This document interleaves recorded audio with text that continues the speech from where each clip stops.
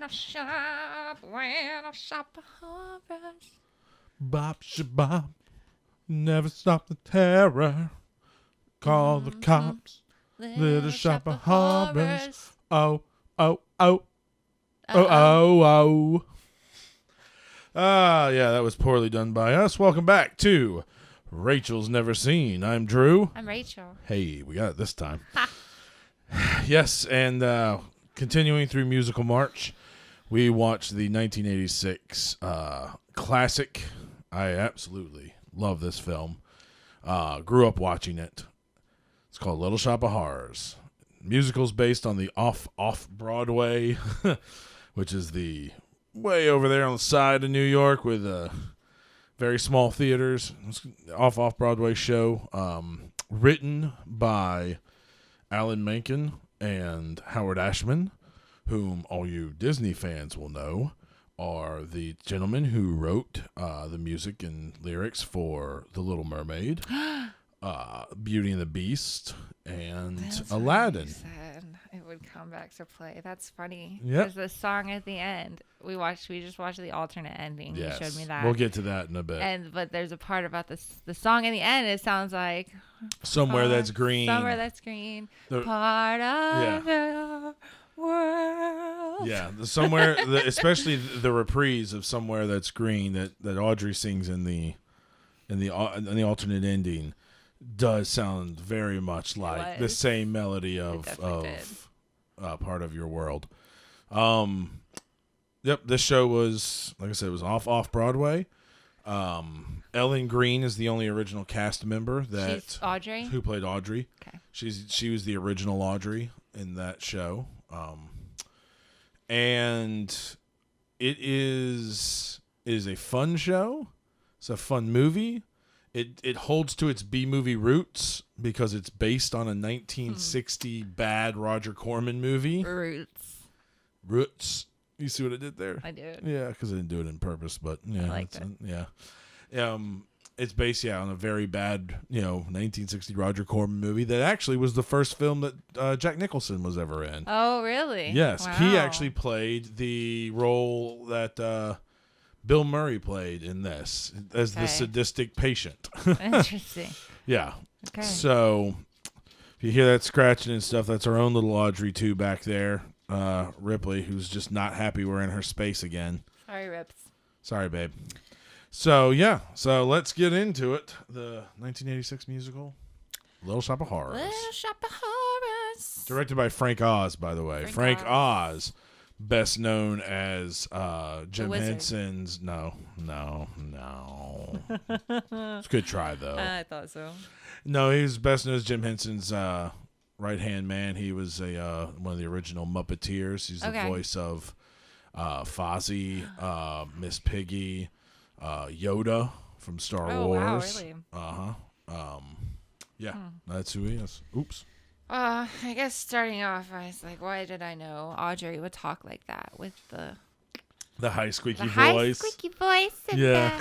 I don't know what you want to call it, but I don't know if it was stereotyped and played into the stereotype of dumb blonde or whatever. Yeah. I don't know, but I knew it before she even opened her mouth. I knew it was gonna be like that. What hophead, is that slang for something? Hopheads? Yeah. I'm not exactly sure what hopheads is slang for. I think I don't know, something to do with drunkards maybe. Okay, that makes sense because beer's made with hops. Yeah, that's the way I would. I don't know. If any of you know, feel free to put it in the comments. Let us know. Okay. What hopheads was slang for back in this takes place in roughly the 1960s, early 60s, because Kennedy was president. That's right. So Seymour was like shouting. Is that because he was nervous at the beginning? He was just awkward. I think he's so awkward. He's just so awkward. Yeah, I know. And he's just like he's so intense. Like okay, that I see that he's so excited or whatever about especially about that plant. And he probably feels he's grateful to his boss or whatever for like taking him in and stuff, and probably feels still a little like obedient, for lack of a better term, to him. I think so, absolutely. Wants to please him. And then Audrey, of course, he has a crush on, but doesn't know it, or she doesn't know it. I don't know. Somebody doesn't know it. And I'll tell you what the problem is. Why wouldn't they grow? He needs drainage holes. Oh, his pots. in his can, in his coffee can that he had. Yes, in his coffee can. Maybe he did. Maybe he drilled or nailed some through there. But that's your number one problem, dude. You gotta have drainage holes. And besides the fact that the plant's carnivore and none of the food and stuff you give it, it's mattering. Okay. Well, also that. Also that. Well, I found out later it was John Candy who played Weird Wink Wilkinson. He was definitely weird. Yeah. It's just he improvised, I'm pretty sure, everything he did in that, except for, I'm sure, obviously the line of, where'd you get that weird plant? Like, I'm sure that's a line. But, like, all the weird stuff he did. The radio calls or prank calls, whatever he was doing. He improvised. So where would I know John Candy from anywhere? Oh, God. John Candy. Saturday Night Live? No, he was Second City TV, which was the Chicago. Well, really, it was the Canadian Saturday Night Live. That's a whole twisted thing. But Rick Moranis came from Second City as well. Oh, okay. He's kind of cute. Rick Moranis? He's kind of cute. He's a little dork cute, right? Dorky, nerdy cute. Yeah. I like the curly hair. He's a wavy curly hair. He just seems like he'd be the sweetest man, and to know. I mean, he's got an incredible story. But John Candy, I'm not sure. I'd have to go through the very small archive of things you've seen to find something that he may have been. I don't know. In. He just looked really. Have you seen Uncle Buck? No. Okay, so that's out. I don't know. I'm gonna have to do some research on that one to see whom you might recognize him from. I'll tell you who I didn't recognize for once was Steve Martin. Steve Martin. Remember all the movies? I'm like, is Steve Martin in this? No. Steve Martin in this? No. Steve Martin was in this one, but I wouldn't have recognized him with his jet black hair. He plays that role so well. He's over the top and not like. He's cartoonishly over the top. I got a lot of Elvis vibes from it, too. Yeah, he definitely tapped into his... Yeah. I don't remember where he's from. Like, he's from the South somewhere, like Tennessee or somewhere, but he definitely tapped into that for this. Okay. Yeah, he kind of set the standard for how people play Orin Scrivello DDS now. Okay. Because it's great. He improvised a lot of the things he did inside the dentist song. Like punching the nurse at the very beginning and then ripping the doll's head off. Like all of that he improvised as they were doing this song. I hate the dentist. I go every 6 months like I'm supposed to because I found a really good dentist in Savannah. Let me know if you want the recommendation. They're wonderful. But I hate the dentist. And those scenes, especially where the camera view was like from out. Oh, inside the mouth? Inside the mouth looking out. It literally gave me the heebie-jeebies. Like, oh my God, I hate this. And then I don't know what I expected him to be, what I expected that character to be, but it certainly wasn't a dentist. And that's the great twist of it. Right? It's like he's the scum steals cars or whatever. Right. No, he has a legit well-paying profession, a respectable profession. You see, why Audrey's he's a professional. Yeah. Okay. Yeah. I never. And Mr. Mushnik's what kind of professional rides a motorcycle and wears a leather jacket? He's. So first of all, earlier I asked you, before we recorded, I asked you if you recognized anyone on here who was from a Harry Potter alum. Yeah, you did. And you never came up with anyone, and that's fine. The nurse from the dentist's office. Oh. She was Professor Sprout. I see it now. Yeah, she was Professor Sprout. Yep. I thought that was a fun thing. When I was doing my own research back into this to see if I could find anything I didn't know, because like I said, I've grown up with this movie. I know it front to back. Random questions. Yeah. And I found that, and I went, that's awesome. Okay. That's something I can bring back around, see if she recognizes her. I do now. I can make the connection now. So the motorcycle, we finally meet him, and Audrey gets on the motorcycle and rides side saddle. That's just, no wonder she fell off. Later when she's chasing after her or whatever, he fell off a motorcycle. Yeah. I'm sorry. You rode it side saddle. What's wrong with you? What are you expecting? Yeah. Gosh. Yeah. You're gonna burn a leg bad doing that. Yeah. You're gonna mess something up. Yeah. That's no good. Come on, Audrey. Come on. I spent most of the time honestly trying to see what plants I could recognize in the background. I thought that might play a role, especially in that like whole scene where the customers all come to the shop and they're just pulling plants out and selling them. I was like, oh, which one of these plants do I know? What don't I have? What am I gonna buy next? I thought the plant aspect of this would play to some strengths for you that it you did. would enjoy. Also the musical.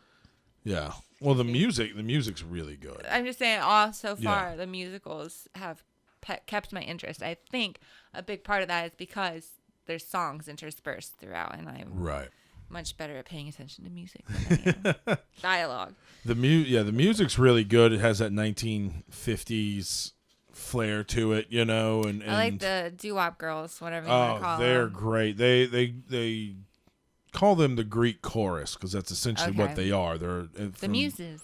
Yes, they're the ones that kind of help tell the story. They're not really in it. They're kind of omniscient and everything. Which is cool because like in the beginning when it's raining and you see them walking, they're actually not getting they're not getting wet at all. I noticed that. They're not getting wet. And they're all named. Is it Crystal, Chiffon, and Ronette? They're all named after girl groups from the 50s. I was gonna say I recognized Ronette. Like I was gonna call it the Ronettes. I'm like, well, that's not right. Anyways, but were they also the girls? Girls in street clothes at the beginning. Yeah. Okay, they were bantering off of however to lead this to progress the story. Right. Okay. I loved their purple sparkly outfits. That was the best one of the whole movie. I want this purpley sparkly. I'm trying to remember which one that was. It was near the end. I don't know. Was that supper time or was that? I don't know. Let's go back and look. I don't know. I'll find them. The finger sucking also was very weird. Oh, when he first feeds the plant. Yeah. And then okay, it's one thing to drip the blood, like that. Sitting there letting it siphon it out. Like a pacifier or a baby bottle or something, that's a little weird. Yeah. That was a little weird. So candy bar was a code word. I don't think it was a code word. I think he was just screaming candy bar because remember he was going on that ranty story about like the last dentist he went to gave him a candy bar after they were all done. Oh, that's right. Okay. And he was like, I'm going to be a good boy, because obviously he's a sadist. Right. And so he's like, I'm going to be a good boy. And not a sadist, he's a masochist. Whatever. I get those so confused. Yeah, he's a likes sadist. Inflicting pain right, on other the masochist people. enjoys the pain. Yeah. He's a masochist. And so he's just wanting all the pain, and that's why he's like, I'm going to get a candy bar. Like, I'm going to be a good boy. I'm going to get a candy bar. Yeah. I guess that was Bill Murray, right? Correct. His character confused me, because at first I thought that, like, he was some professional hitman that Seymour had hired, or, like, some to distract him while Seymour shot him or something. Right. I thought they were in cahoots. That they were cohorts and cahoots. Cahoots is a good word. So that part just confused me, and then nothing happened. He was just a fun guest character. He was the character is in the original movie played by Jack Nicholson, and then it was taken out of the show when they adapted it into a show. Right. Oops. They took that whole part out, and it just wasn't there anymore. So they then brought that back because it was a fun place that they could get some humor in. Yeah. Because there's a lot of obviously dark tones going through this thing. There's so much darkness. And they do it with a tongue firmly planted in cheek. So they try to make light of it as best they can of all the terrible things that's going on. So I think that was what it was put in there. It was kind of to And I thought they were in cahoots. I thought candy bar was the code word to be like, okay, he's distracted now. Come in. Yeah, come in. Oh, maybe that's that could be a fan theory, a new fan conspiracy theory thing there, huh? That's not bad. You may have started something with that. Maybe. Literally my next sentence. This is dark. Yeah. There's a high school play. It's translated into a high school play for this. Wow. I think because it's done, like I said, with such tongue-in-cheek form that a lot of people kind of look past the awfulness that's actually happening. That people are dying and being fed to a plant. And, like, Seymour technically doesn't kill anyone. He's an accomplice to murder. He absolutely sure. is. He didn't kill Orange Scrivello at all. No. Like, that was an unfortunate accident. Happenstance, but he intended to. He did. He went in there with the intention to do so. Mushnik, on the other hand, while he did not push him into the plant, he certainly put an environment around that would allow Mushnik to then. Now, in the play, he's not so innocent on that. He tells Mushnik that he's been storing the money and stuff inside the pot of the plant and tells Mushnik to go in there and get it. And so Mushnik opens the plant up and goes in there to get it, and it gets eaten. And it's like, yeah, Seymour, you totally just murdered him. That's murder. I'm sorry. That's murder. Cool motive, still murder. Yeah. This is random, but it looks like they finished the Suddenly Seymour song on the Stone Stairs of Death. Oh, yeah. If you've been to Savannah, you will know of the Stone Stairs of Death. If not, they have their own Facebook page. You can check that out. But, yeah, they definitely look like that's where that finishes off. Yeah. In the ruins of whatever building that was. And then you're like, just leave Seymour at the end when the plant's trying to negotiate more. Yeah, well, when he's trying to negotiate, he's about to walk out the door to run off and get married with Audrey, right. And then it's like, just freaking leave, snip it off, leave, or go, something. Bro. Just if you feel guilty about it, like take an axe to it and chop off its stalk or whatever. Yeah. But like, get the fuck out of there. Yeah, that's So the ending in the play. Seymour, Audrey dies. Right. Okay. Audrey does die. And Seymour, over the guilt of that and wanting to kill the plant, grabs a machete and jumps into the pile of the plant to try and stab it and kill it from the inside. Okay. And Seymour dies. He ends up dying there. And then you get the Don't Feed the Plant song. Mm-hmm. And does the plant also die? Nope. The plant wins. Plant wins in the play. That's what confused me about the theatrical trailer versus the director's cut or whatever. Is like, spoiler alert, the director cut, the bad guys win. Yep. The bad guys win. The plants win, and they take over the world. And that just doesn't happen. Never. The bad guys never win. And it is quite spectacular a sequence. So that was what we showed you today was the original ending. And they ran it for test audiences, and they loved the movie up until Audrey died, and they hated it because and all of the feedback they kept getting back from people were, we love these two people, we were cheering for them, and you took them from us. Yeah. And we are not okay with that. And it was audience after audience after audience kept doing it. Wow. Yeah. Okay. And so when they screen movies before they release them, they look for a test audience score. Usually they look, which I was surprised because this feels really low. They look for an approval rating of 60%. Oh, that's and an then F. Right? And then they'll release it. That really seems low. It does. They were getting 20% or so. Wow. They were low 20s is what they were getting back every time. Wow. So they spent another whatever $1 million, got everyone to come back, and reshot the ending to what you see now on the. I think it was the right choice. I think in the end, I think it is too.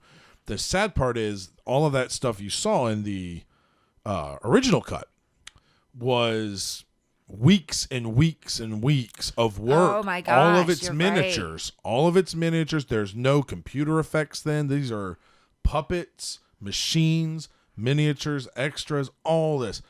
All of that was gone. I didn't even think they had of to cut all of that. It was presumed actually destroyed in a fire that happened at wherever it stored, Warner Brothers or whatnot. Turned out one of the other producers had a color version of it, and when they finally found that, they decided to try and restore it the best they could and release a director's cut. Okay. And they got Frank Oz's blessing when he found out about it. He was like, yes, let's do this. These guys worked so hard on this. I want people to see this work. And so it finally got to see the light of day, and it's impressive. It really is. Impressive. I thought it went on a little too long than it needed to. Yeah. Especially with the plants busting out of buildings nonstop. It's like I just saw this happen. Yeah. But I think that came from we're going to show as much footage as possible because we found it. I gotcha. So maybe if they had stuck with that ending, they may have some of it may have been edited down. Yeah, they may have trimmed it up a little bit. So yeah, that's the whole story behind that, which is it's kind of impressive. I'm so glad they found the footage and were able to do that. Because I do feel bad for all this. There was a lot of people involved in that extra thing. Yeah, a lot. Like it's an impressive sequence. If you haven't seen it, I think it's on YouTube. Try and find the original ending.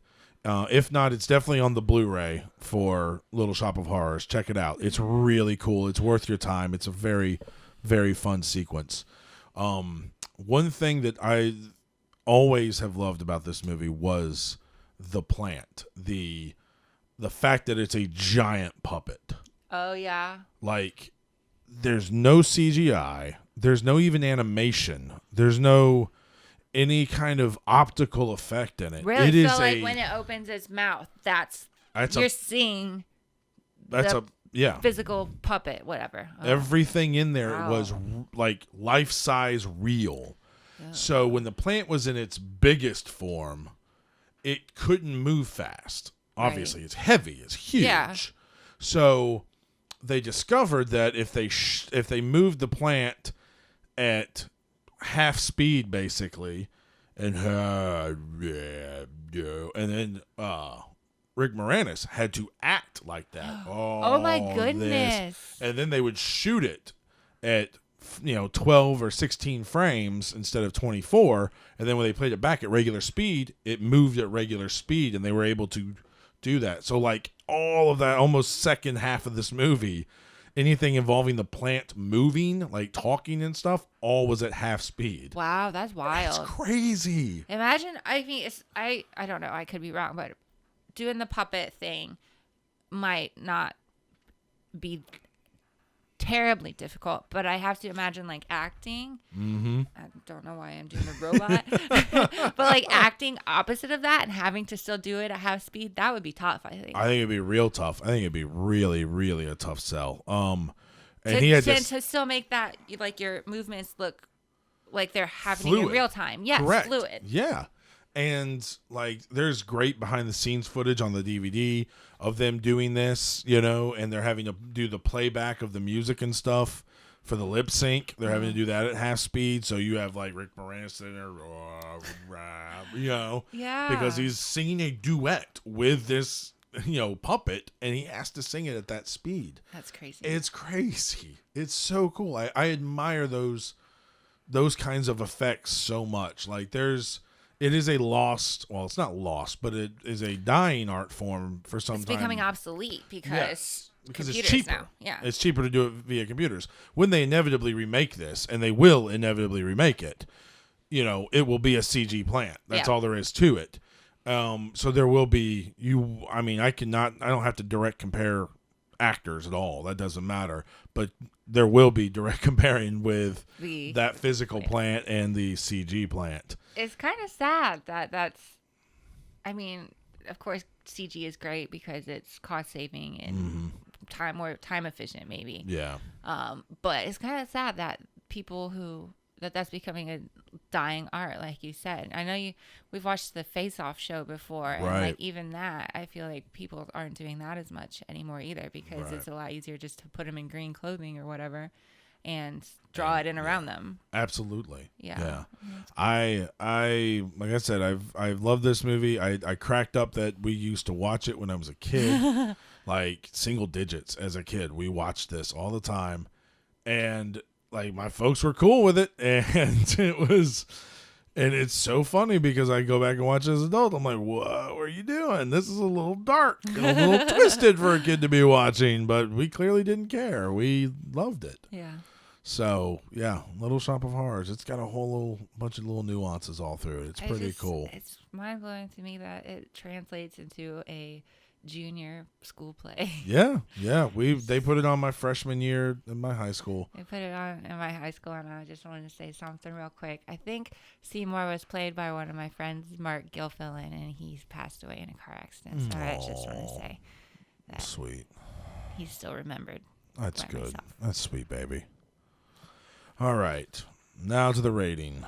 Where do you put Little Shop of Horrors on your rating I think scale? I'm going to give it a 7. A 7? Yeah. It's a nice score. It's a good, respectable score. Surprisingly, this was weirder to me than Rocky Horror. It was so strange to me. It's like I said, it embraces its B movie. Yeah.